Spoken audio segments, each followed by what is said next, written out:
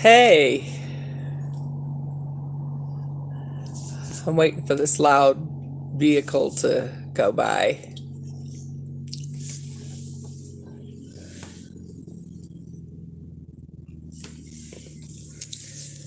So, hey, this is Mary Magdalene of Sedona.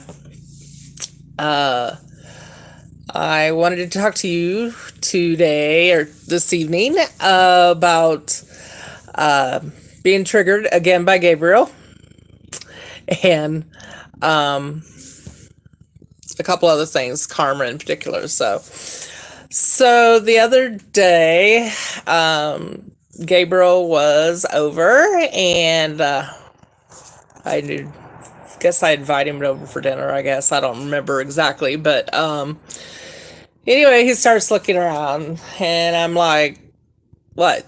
What? What's on your mind? I can see the wheels turning. Let me know what's going on here." And he said, "Well," he said, "you need to clean your karma." I'm like, "What? What are you talking about?" Well, you've been talking about not having enough space, and uh, things have just been crazy and all this. Well, I listened to him for a while, but one of the things about me, if you know me at all, is I tend to uh, wear my expressions on my face. Especially if I'm angry, I might not exactly uh, say that I'm angry, but most people will know. And if you know me at all, you already know that. Yeah. So I wasn't really in the mood to listen to what he had to say, and I told him so. But he kept on, and so needless to say, I was pissed off.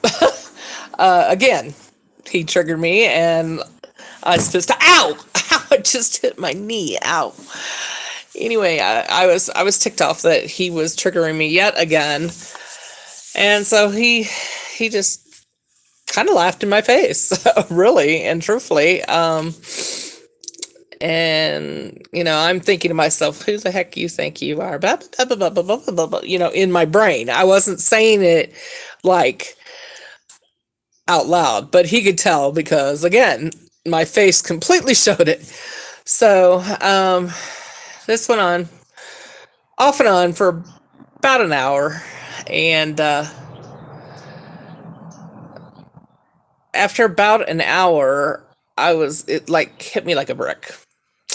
Again, I've told you before that if God wants me to do something, the creator wants me to do something, he will hit me over the head like a brick. Well, this time it went boom right up my side of my face, and I was like, oh, crap. So I started getting up and started cleaning.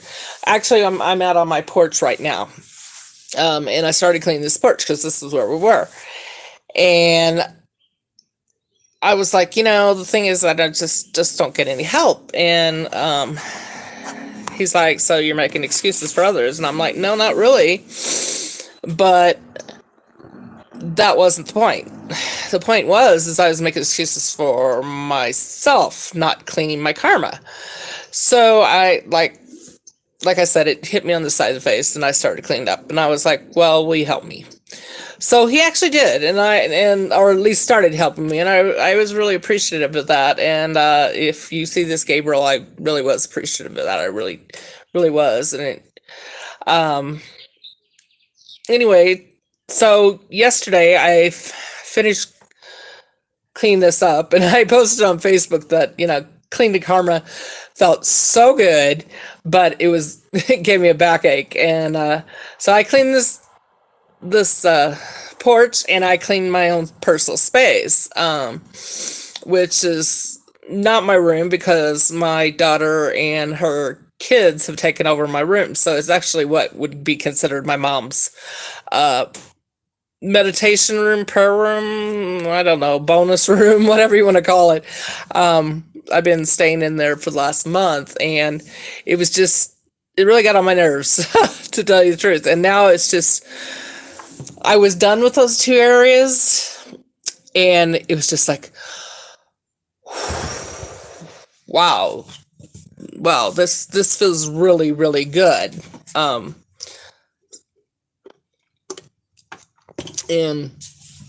I was like, boy, Gabriel was right. I really, really needed that. And then right after that, I got hit with what I would have considered negative karma, but I didn't, because right after that, I was told, not by Gabriel, but somebody else, as I refer to her right now, the priest. She basically was saying, well, I didn't get my kitchen cleaned and blah, blah, blah. And I was like, it will get done. Just, I'm tired now, right now. So today I got the kitchen cleaned up, and that part clean. And the house itself is starting to really feel good, again. So yeah. So sometimes when you get triggered, it's not necessarily, as I have mentioned before, it's not necessarily to be mean. It's just a calling to you to do what you should be doing anyway. And just like the last one I talked to you about was me exercising. And, I have been doing that. I haven't been taking walks per se every day, but I've been doing some kind of exercising. Today I did take a walk. The other day, for the first time in, gosh, I don't know how long, I went to Walmart, and I didn't get one of the driving carts. I actually walked around Walmart with a regular cart. And you know what? It felt good. It really felt good. And today, my grandson was trying to get me to do his little exercise program with the back, and I was like, no. But I didn't, I have made up for it. The other day, I had to go on an emergency run to Flagstaff, and there I ran up some steps. So, and that's really quite an improvement. I wasn't hurting at all, because before I wasn't even able to go up 4 steps. It would hurt me so bad in my knees. And so me to go up like a flight and a half of steps was amazing, absolutely amazing to me. So, yeah, so that's an update there. So, I wanted to talk to you a little more about what karma is, because some people might not know. They've heard about it. They may actually practice karma, or whatnot. I really have never actually practiced karma per se. I've heard about it, and I've kind of, I've done it, but just not done it. So I started doing some research of my own, and I want to show you this. I've had this book for a while, this little notebook for a while, and it's basically a commonplace book that I used, but I have now put stickers on it. I don't know if any of you follow Austin Kleon, but he always starts his books, whatever personal journals he has, he starts them with a sticker to protect his writings and protect his books. So these I now call my angel book. It's still a commonplace book, so to speak, but it's now my angel book. And it has information in it from not only Gabriel, but my own personal information. So I encourage you to get a commonplace book if you don't have one, or get a journal. You can call it a journal if you want. Commonplace books are specific, though. So yeah. So anyway, I did some research in my commonplace book, my angel book, on karma, and I wanted to share that with you in case you don't know what karma is. I did find a website today that is www.untitled tanahoy.com. That's TANAHOY.com. So the information I'm giving you, some of it comes from there, not all of it. So what is karma? So karma, in definition, is the sum of a person's actions in this and previous states of existence, viewed as deciding fate in future existences.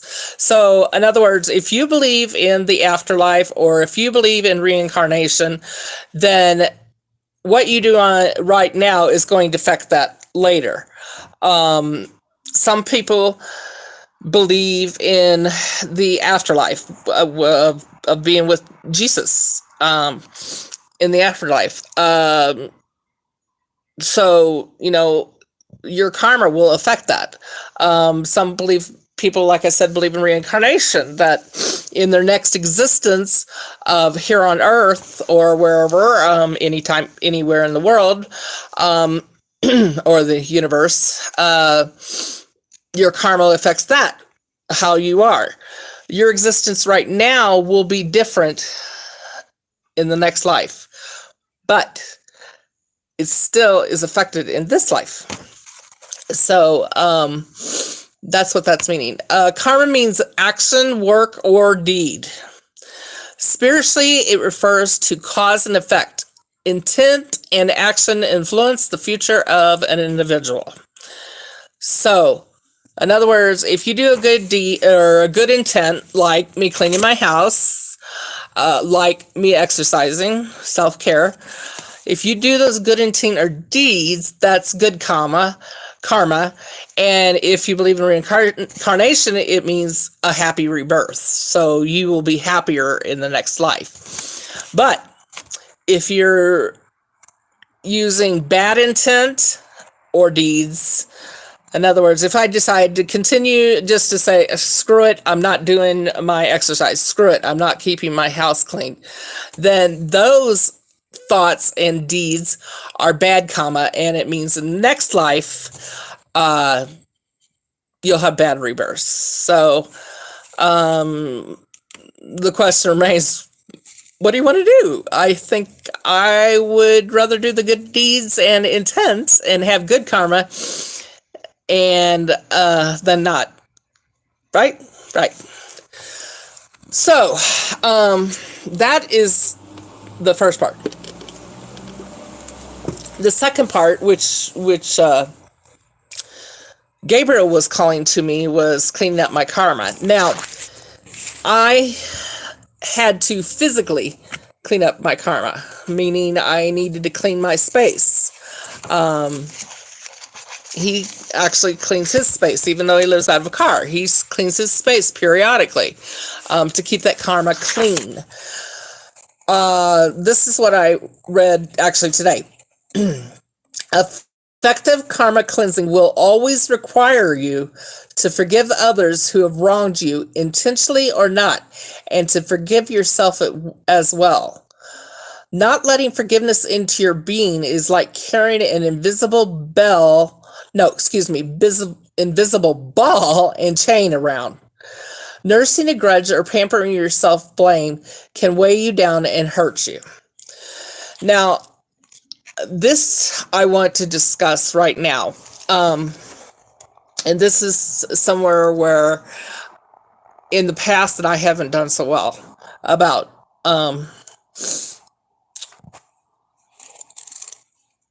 If you know me at all, or if you have, like Gabriel's just recently met me and I've told him a little bit about my life.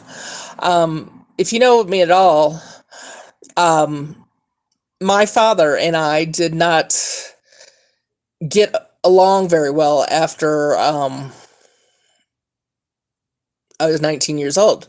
And the reason is because at the time I was his only daughter and I got pregnant. And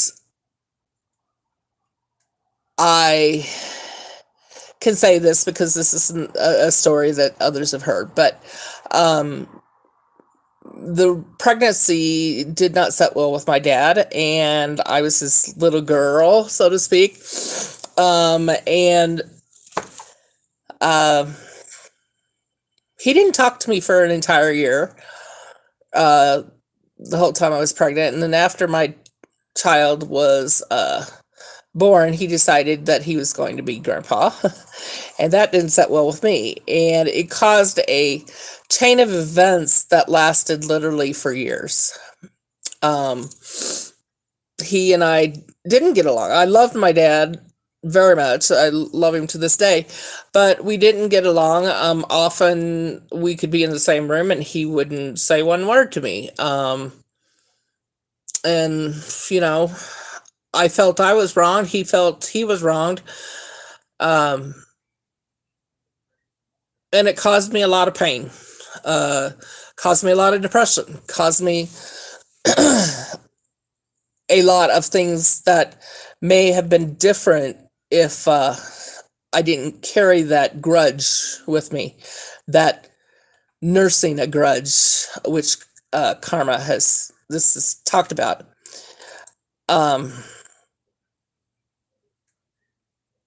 And my father got sick. I want to say around 2009, maybe 2010. He got sick.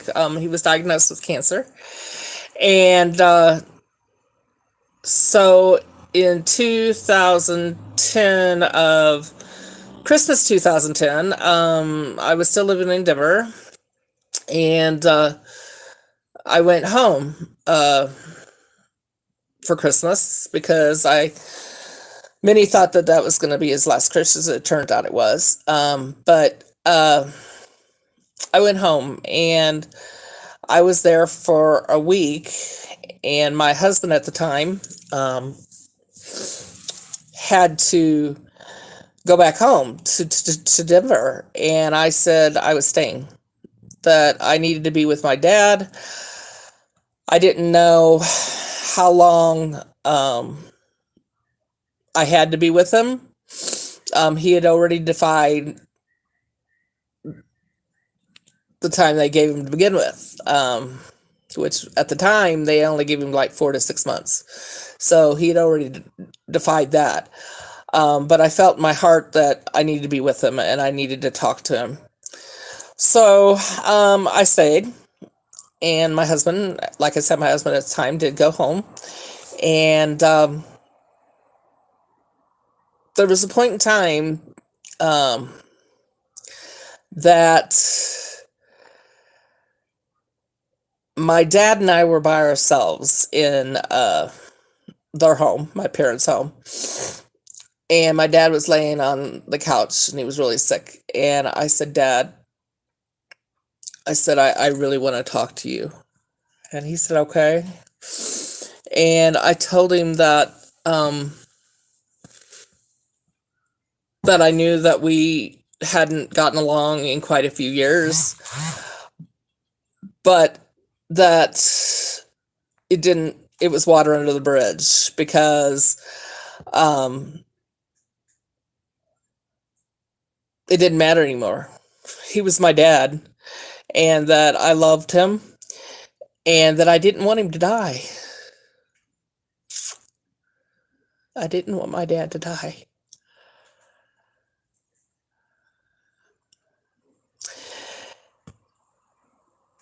And my dad said, I knew you were angry at me. And he goes, I don't even remember why. And he said, but I'm asking you my forgiveness. And in that very moment, that very single moment, I would almost call it like a Grinch moment, where his heart was open. My heart was open. I mean, it was completely open. And all the pain and all the grudging and all the crap that I had kept for so long was lifted. Just lifted, and it was gone. absolutely gone. And I told my dad, I'm sorry too. I'm sorry we didn't talk about this more before now. It was literally 25 years.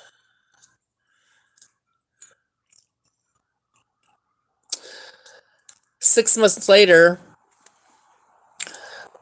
uh, my dad was had to go into the hospital. He was on hospice, and he had to go in the hospital because my mom was going to be with my brothers, two of my brothers, in Las Vegas for their birthdays. And I had come home to help her at that time. It was financially devastating for us in a lot of ways, but and in other ways personally. But even though I knew it wasn't what we as a couple needed to do, I knew that it was something that I needed to do for my parents. So I came home. We came home, and like I said, my mom was gone, and my dad was put in the hospital because he was in hospice, and I agreed to, you know, check in on him every day to make sure he was okay, if he needed anything, whatnot. So this one day, the hospice nurse had been coming in every day, the one he had been seeing at home. And she said his feet were starting to cross. And she said, you might want to call your mom and have her come home. Because I honestly think he's about ready. They tend to do that. And I had been talking to him, that day. And I said, well, I'll call her tomorrow. But I'll stay with him tonight. So I had stayed with him, and I held his hand. And by then that night they put a tube down his throat because he couldn't breathe. He was DNR, but they did do that to help him breathe. And so I spent the night and I held his hand. And I woke up real early, maybe 5 or 6 o'clock, and he was, they had taken the tube out because, again, him being DNR. And I said, Dad, why don't I turn on some music for you? He liked this gal by the name of Sarah Brightman. And I said, I'll turn some Sarah Brightman on for you. And I said, I'm not going anywhere. I'll be here. So he kind of looked at me. He was wild-eyed because he couldn't breathe. And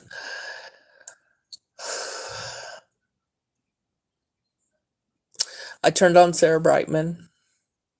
And I turned around to grin at him. And he did this.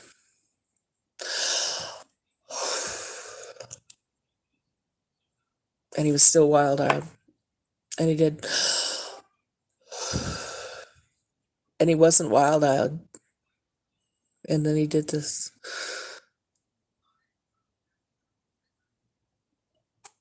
And he was gone. I was the only one with him when he died. And I believe it was by design. Oh, and yeah, and that conversation I had with him, it lasted 15 minutes. In 15 minutes, our karmas, my dad's and mine, were clear. And it was the absolute best 15 minutes of my life. And it was by design that I was with him when he died. Not his beloved sons, not my mom, me. It was karma.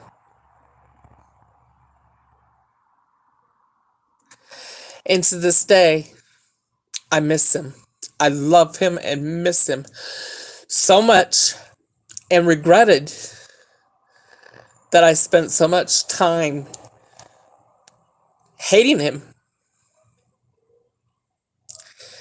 And it's taken more karma over the last few years. He's been dead now 10 years this year. Um, it's taken more time for me to it's taken more time for me to forgive myself, and I do. I don't,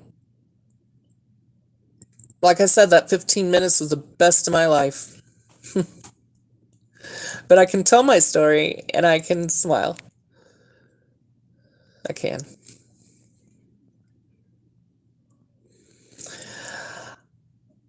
I have another story for you, and I hope you'll hang tight with me. But before I tell you this story, there was some more information that I learned about karma today, and that is 5 ways to clean your karma.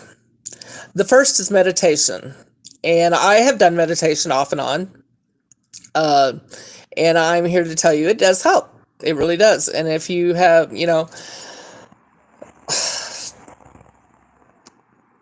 it's no secret that I have suffered from depression in the past, and meditation has really helped. So, I highly recommend meditation. Um, Number two, 5 ways to cleanse. And number two is doing humanitarian services. Now, if you haven't met Gabriel yet, I hope that you do, or Archangel Michael. I hope that you do. But I have done some humanitarian services. Now, the thing is about doing humanitarian services, I do not believe, and I'm going to say this again, I do not believe that you should do humanitarian services and then splash it all over social media. Because some, we are human, and we have humanistic ways that say, oh, look at me, look at me. But the truth is that I have issue with that, because the people you're helping are also human, and they are very much not wanting their life necessarily splashed all over social media. So it's okay, however, to ask for help with PayPal or Venmo or Cash App or whatever. It's okay. I have a friend that helped me, not particularly me, but a family member, a year or so ago. And she and her family had been asking for donations to help homeless people. And so she helped me with some personal people of mine. And I won't mention her name, because even though she did this, she was humble about it. And so but she and her daughter and son were doing humanitarian services, and they were asking for donations, and I think that's just awesome. So if you want to cleanse your karma, go for it. I Number three, avoidance that could result in negative karma. So if you know that you're getting into a situation that's going to be bad, that's going to end badly, and I don't think I need to give ideas for that, but if you know that you're getting in that situation, back out. Back out now, because it's going to give you bad karma. Okay? You want to avoid it. Avoid it at all costs. That may mean if you have people that are in your life right now that are vampire energies, avoid them like the plague if you can. Okay? Number 4. It says saying mantras and positive affirmations. If you follow me on Facebook, you will notice that I've started putting positive affirmations. I have all my life, but this is something that I probably need to do more. I probably need to even get my own mantra. I've had couples, but just saying over and over and over to yourself every single day, even if it's only once a day. I don't know. Have you guys seen the video with the girl that she's quite a bit older now, but she's a little girl, and she gets up on the sink and she's cheers on herself every morning, and she's like, I am beautiful, I am strong, I am name blank here. If you don't do that, try it. Try it. It'll make you happier. Okay? Because you're hearing it from yourself. And if you believe it enough, if you believe that this is you, then you begin to really believe it. Okay? The 5th one that I was cultivating a spirit life. Now, over the years, I've had this. Some of you know that I was a youth minister in several years ago. I also grew up in a house, so basically a Christian household, but I have been pagan, and I have no qualms in saying that now. For a while I hid that fact, but no. Right now I feel that I do not follow necessarily any particular religion. My daughter calls it being an omniist. I do mostly walk in the steps of Jesus. And no, I'm not calling it Christian, because there's a lot of Christians, I feel, that say they're Christian but really aren't. Okay, so I'm basically a follower of Jesus, but I'm a follower also of Buddha and others. I have also Jewish background. So so take it for what it is. I have my own spirit life. And whatever yours is great for you. I happen to believe in Gabriel the Archangel. I believe that he is an archangel in human form. And so there you go.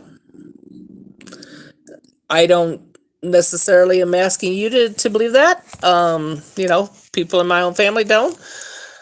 But that's okay. There's people in my family that are pagan still. My own son.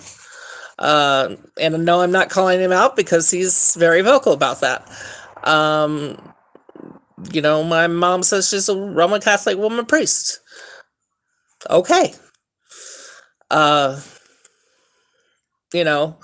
Whatever it is, we're all on the same pathway, and I feel like that pathway is here instead of heaven. So, yeah.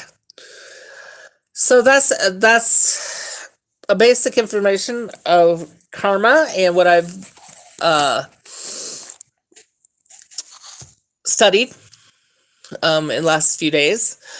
But I do want to give you one more example, and this one's a little harder for me, and I'm going to tell you that it's harder for me. Again, you kind of have to know me and know my family and know my background. I don't want to get into the whole totality of it, but if you want to ask me off live, I will be more than happy to tell you. But I have a sibling who in the last year was arrested, and like I said, I don't care to tell you what he was arrested about, but it's been a difficult situation. And this situation has caused a major rift within our family. Um, to the point that me and a couple of others in the family have been cut off by other family members. Um, and that's okay because that's where they're at, and I understand. But for a while, until really very recently, I was extremely angry at my sibling for what he did and what he was ultimately prosecuted for. Um,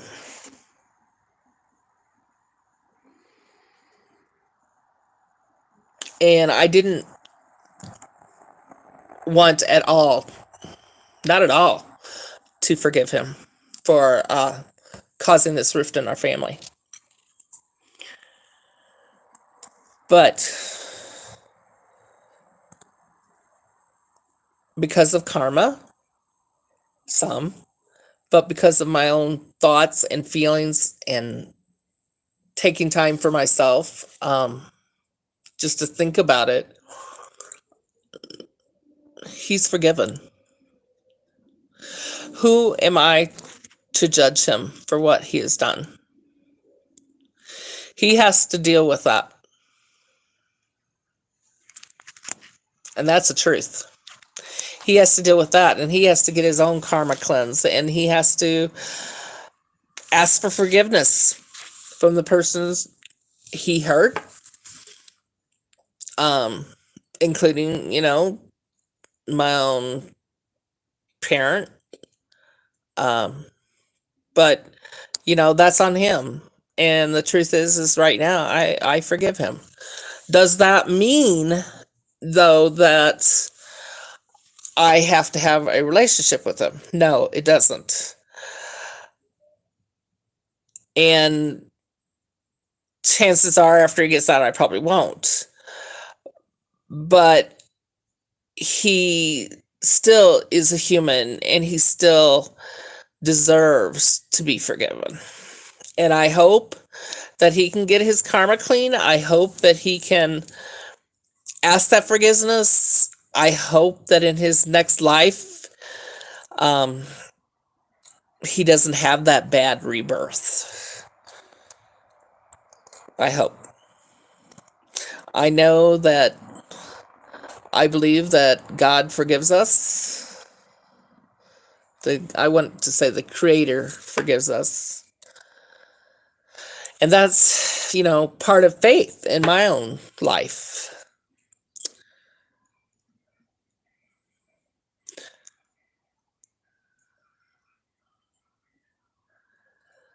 So,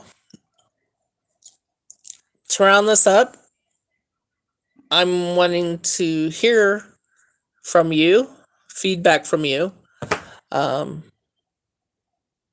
and let me know what you think about what I have said about karma. What do you think about triggering? What do you think about Archangel Gabriel or Archangel Michael? I want to hear about this. And if you have questions for me, please, if you're already a friend of mine on Facebook, then great. Ask me. I'll let you know. Um, I've pretty much been an open book, and I continue to want it to be that way. So I'm wishing you tonight and good sleep. Happy St. Patrick's Day, and I love you very much. And so this is Mary Magdalene, and I say peace.